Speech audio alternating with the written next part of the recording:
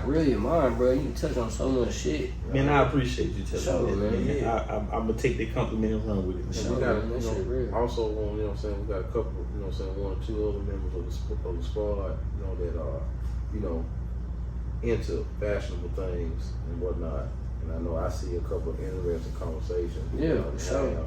I hate they couldn't be here, man. Shout out to the rest of the squad, man. But you know, we got y'all covered. We know we're gonna handle things, keep everything smooth and moving, man. You know what I mean? And in the marketing aspect, I like that. I like to hear more. I definitely want us to, not just to say a part 2, but just an ongoing series of us having marketing blueprint talks. Okay. You know what I'm saying? Because that's definitely something I want to learn more about, because we each got to have our own merch. You know what I mean? And know who to come to. Know who to bridge. I'm coming right to you. But you just know, to get started. Because like, you helped me out with Sticker Mule. You know what I'm saying? When you told me about Sticker Mule, it was like, and it all started with me looking at that locker. I was like, man, I want me one of them. He was like, yo, man, you said, man, Sticker Mule. I was like, what? He said, man, Sticker Mule. Yo, I got an even crazier plug than that now. For real? Yeah, I still rock with Sticker Mule. And some of these stickers and pins and stuff is through Sticker Mule. They are, and the prices is good too. Yeah, the price is good. They get it to you fast. Man, we should be getting some endorsements from them, right? Yeah, right? Sticker Mule. Shout out Sticker Mule. Sticker Mule, all of us. All right, please, baby, holla at us. You know what I mean? What's your tag again for is it Fly Alumni? Fly Alumni. For sure, man. Shout out to Fly Alumni. I love it, man. Even when the first, I want to say, was I around for the first draw? You had the Raglan set that was black with the F on it, red. Man. I had that shit on about 2 days ago. The original guy. You know what I mean? But this is the new way that we rocking. Okay. That's fly right there, bro. Like, Appreciate it. I really jacket on. Nah, I mean, that's cold, man. But I don't know if you can see the stickers that's up here, man. I kind of went with another little idea, man, and put the actual student inside the mascot. So let's actually somebody in there.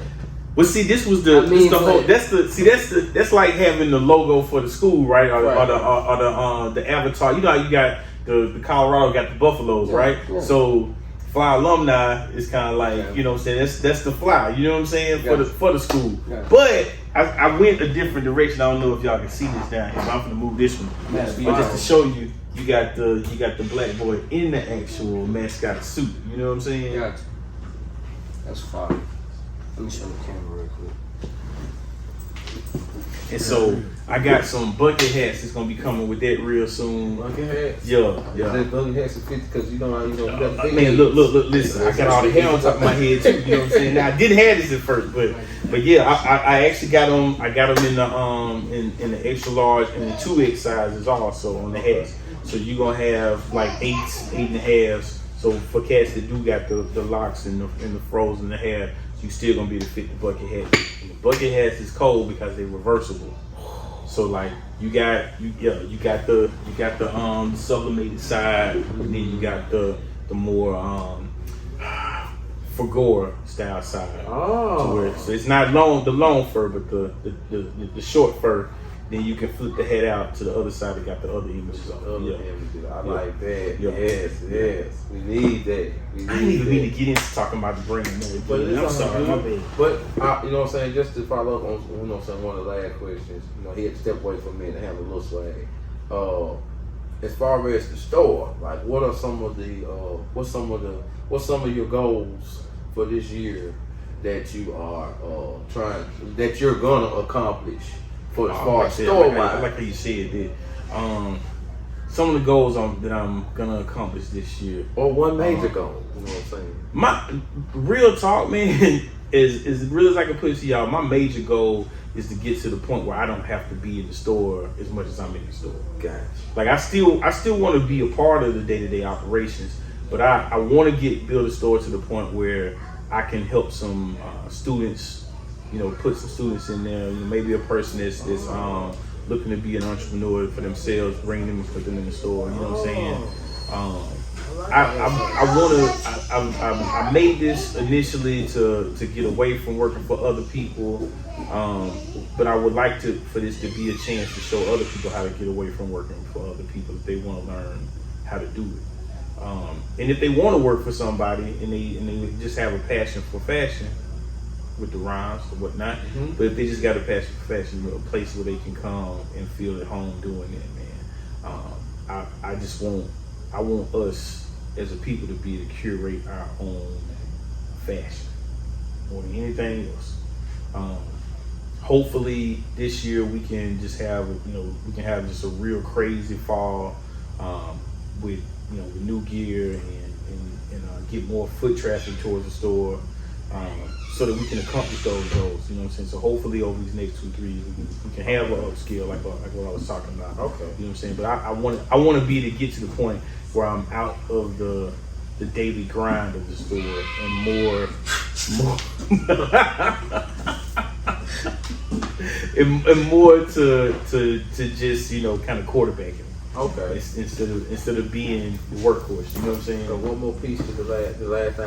Bachelor Swag, just to catch you up. I had asked him what are some major goals, but then I asked him what's just like a major goal for the store, just for his store that he want to accomplish this year, which he just said. And I wanted to add to that, which is something that we've been asking you since you was in here, Decatur. Okay. Will there be any shoes making it to your store? Where I'm at right now, I can't do it because Hibbs is the anchor store for our shop. Okay. And they sorry to put their business out there, but it's true. This is shrewd business. This is why I say business and personal got to be separated, right? They have a no compete clause in their contract. Whoa. Yes. So if they're there, ain't nobody else can sell sneakers in that closet. Can't sell it on this block, brother. Right. So right. So that's the ordeal, man. It's just either what it is, man. But that I can't knock them for it because it's good business. But they can sell gear too. But they were there before me. Okay, they were there before me, and they are the anchor store for their property.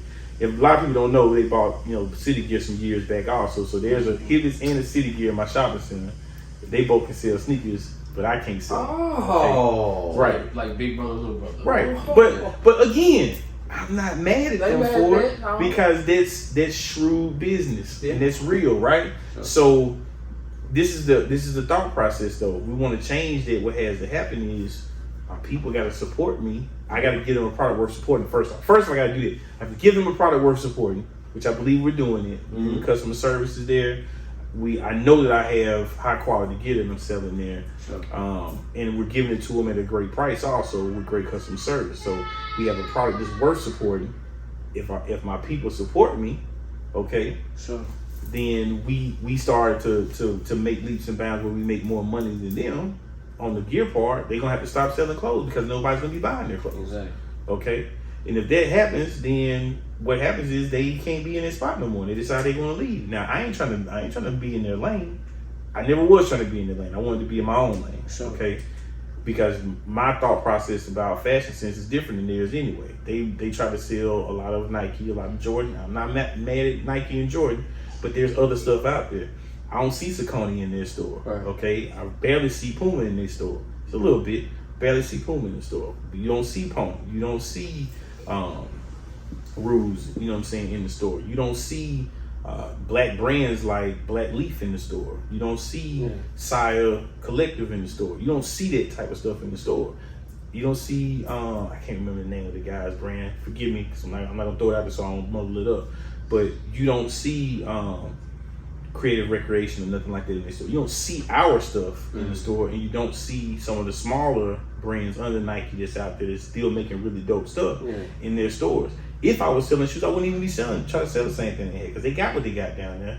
I would sell, this different product, But again, it is what it is for now. Yeah. So I can't trip about that. You know what I'm saying? Yeah. I ain't mad at true business. You know what I'm saying? It is what it is, man. I got you. Man, look, me knowing you and just talks we done had, man, when you talk about music, and I kind of want to touch on your musical background a little bit, or just off the fact that I know you're a music head, man. I got you. When you was in the mix of making your own music and creating, kind of like did you think of music as like therapy? You know what I mean? As Man, far as like not just being creative, but no, man. It definitely was therapy, man. Because you're getting a chance to get out some of the anger of the day, some of the beautiful things that went on in the day. You know, R&B singers do this a lot. They write songs for the lady they're trying to croon to, you know what I'm saying? Right. Or go at, you know what I'm saying? It was definitely therapeutic. It's always been there. Music's always been that period for me, man.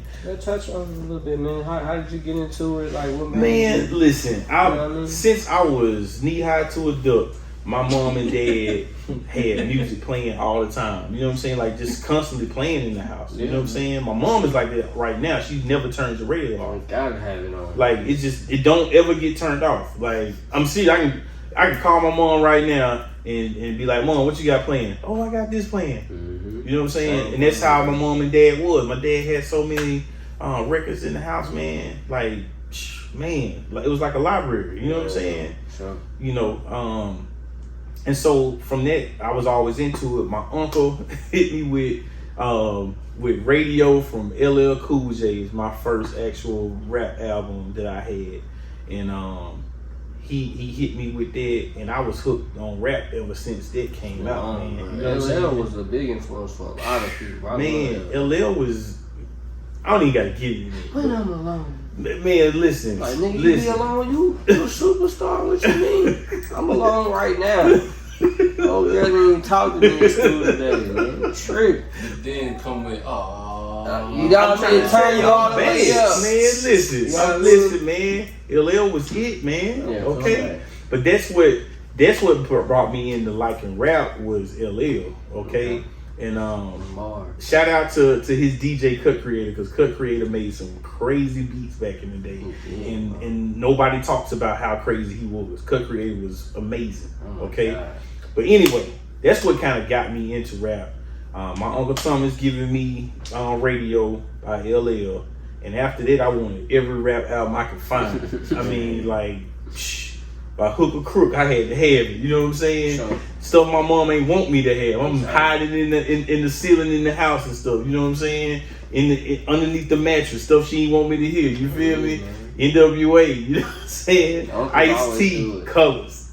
You know what I'm saying? Like, just, man, look, Joe Cool. You know what I'm saying? I'm talking about. I had some stuff, man. You know what I'm saying? Oh man, one day I'm about to put you on to this. It's okay. I got you, Sway. Don't worry about it. I got you. Don't worry about it. I'm gonna make sure I put you on to it, okay? But and when you hear it, you're gonna be like, 50 million people to sample this. You're gonna see what I'm talking about. Okay. Hey, what about Spoonie G? I mean, that's what I'm saying. Listen, man. Music like crazy, man. Okay? But what made me that's what brought me into hip hop. What made me want to do it was I used to hear people rapping in the cafe. You know what I'm saying? In the cab, supposed to be beating on the tables, had the pencils out and stuff, making beats. Where you go to school? I went to school at Huffman. What is it? That's in Birmingham, Huffman High. Yeah. And that's what brought me into it, man. People, rapping during lunchtime and stuff like that. And I thought to myself, man, I could do what these cats is doing. Yeah. So the next couple of days, I went home and wrote down some stuff. Like, okay, cool. I'm gonna come back and spit my little G's. Yeah. And I spit one that made everybody at the table be like, oh, the boy tough. And so I'm thinking I'm really tough. I ain't that tough though. Okay, I wasn't that tough on the first go, but I thought I was, and they thought I was. Right. Football game the next weekend, and somebody called me out that could rap. Okay, so I go to the football game, and this joker throw gasoline on my behind because he could freestyle and he had been doing it for so long. Okay, yeah, his own thing. But guess what though?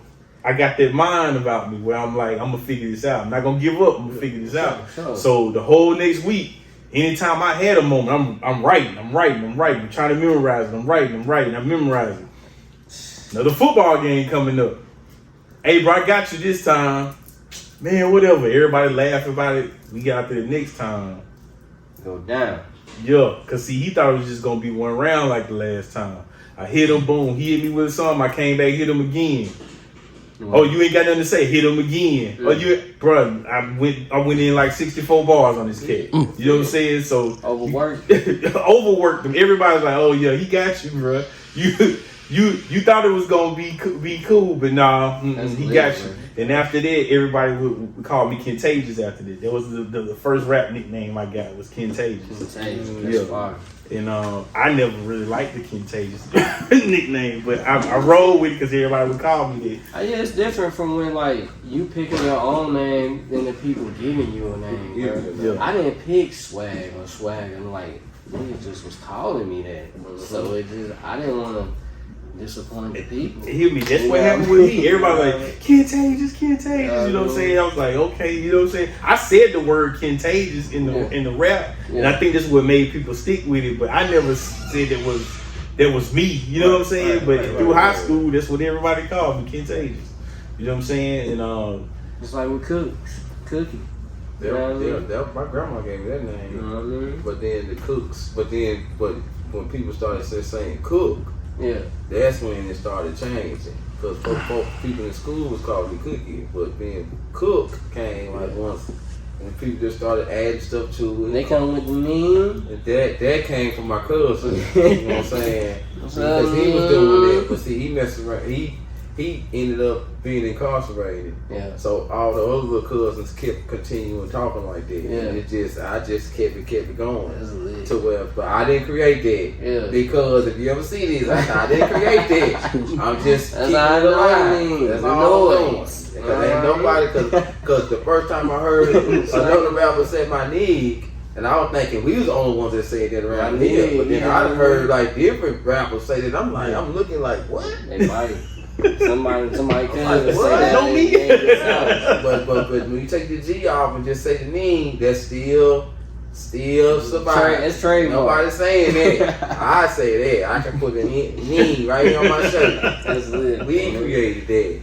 no doubt. Yeah, I always fuck with the, you know what I mean? You gonna be out here, let the people kind of goddamn call you for what they want to see. Yeah. You know what I mean? It's kind of a little bit more genuine, a little bit more. And real, you know what, I mean? man? The second name that I ended up rapping under, which was Handsome Ken, came more from me being at this store, and so it was like, you know what I'm saying, and folks would just be like, they would call me Fresh, but they would call Corey Fresh also, so we had to delineate that, and then eventually they said, oh, that's Handsome Ken right there, you know what I'm saying? And I was like, oh, y'all actually like that one, so I'm gonna run with that one, you know what I'm saying? And that's when I really started trying to take rap more serious. I was older when I started taking rap more serious outside of high school. I actually went to UCF for college in Orlando. Okay. And we started a rap club at the actual school, which, you know, you can start a club as long as you're a student. Right.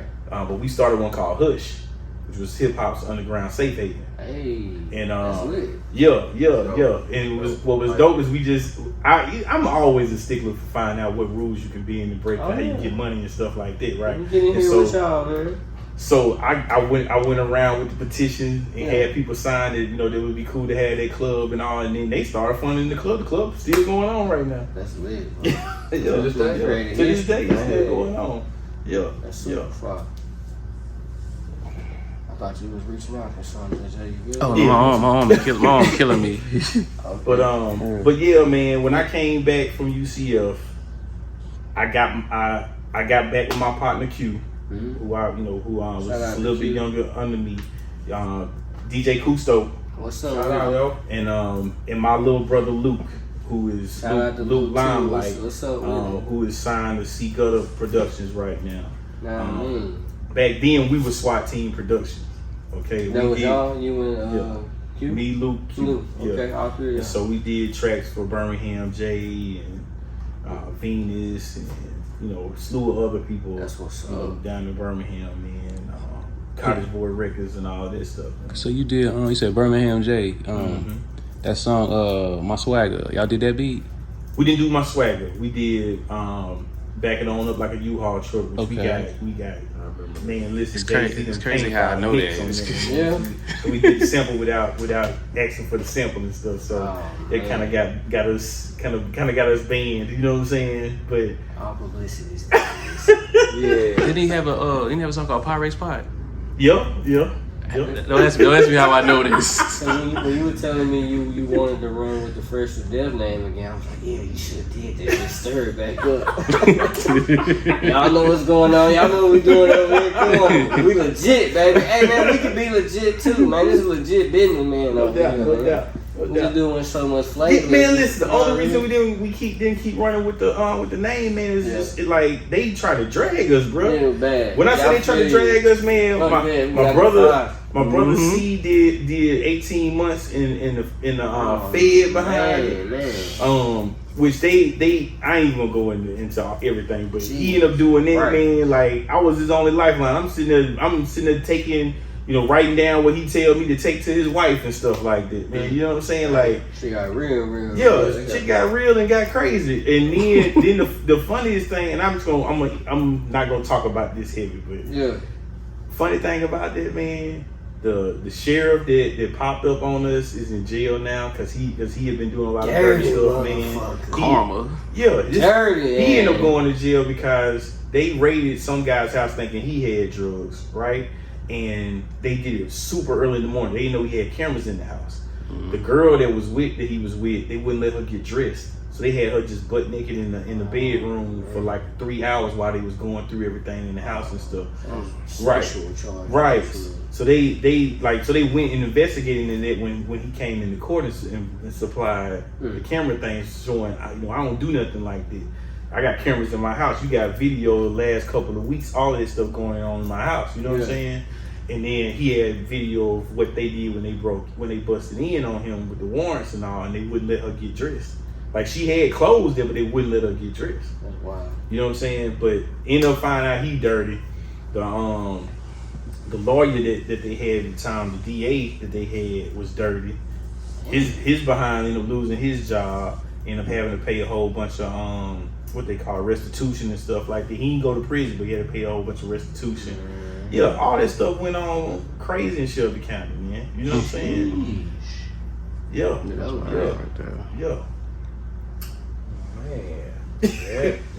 Yeah, you did the right thing. Fuck that name. Definitely. We just let it go because of that, man. Now check it out. Like I say, my partner C reopened his store. We didn't call it Refresh, we just called it Refresh.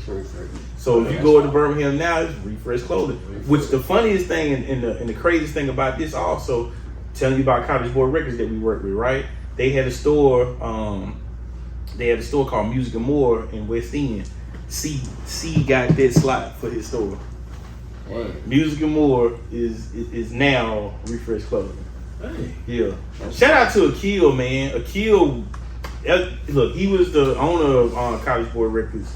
He was the one that was putting out Birmingham J and making Mr. High and Venice and all them. Yeah, man. And he was a big help to me music wise. But not only that, he was also really big in the community. Akil was huge in the community, man. Shout out to him. Was Mr. Big, was that Birmingham or was that somewhere else? Mr. Big, I feel like he was from Montgomery. Yeah. Okay. Yeah. Okay. Birmingham J did work with him also, man. Mr. Big did some work with 3-6 and yeah. Dirty Boys. Dirty Boys. Dirty Boys. Yeah. I'm big colors in my Dirty Boys, I kind